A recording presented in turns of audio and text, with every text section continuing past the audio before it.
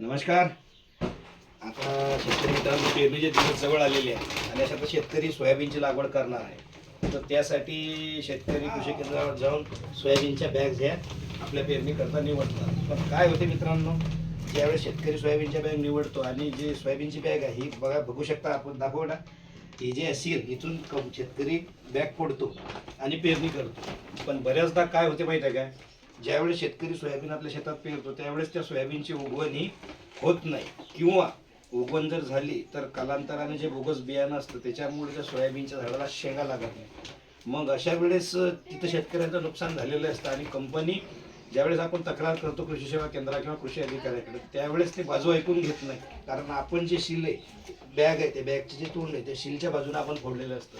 पण अशा वेळेस आपल्याला काय करायचं आहे, ते बियाणं पाहू शकता मित्रांनो, तसं आपल्याला खालच्या बाजूने इथून आपल्याला बॅग ही फाडायची आणि ही बॅग फाडल्यानंतर याच्यामध्ये आपल्याला जवळजवळ 200 ते 250 ग्रॅम सोयाबीनचं बियाणं एक्स्ट्रा ठेवायचं आहे. म्हणजे ज्यावेळेस आपलं सोयाबीन जर उगवलं नाही किंवा सोयाबीन उगवलं आणि त्याला जर शेंगा लागल्या नाही, तर आपण तालुका कृषी अधिकारी किंवा जिल्हा कृषी अधिकारी यांच्याकडे जाऊन आपण तक्रार नोंदवू शकतो आणि तिथं आपल्याला न्याय मिळू शकतो. अशाच माहितीपूर्ण व्हिडिओसाठी फॉलो करा. धन्यवाद.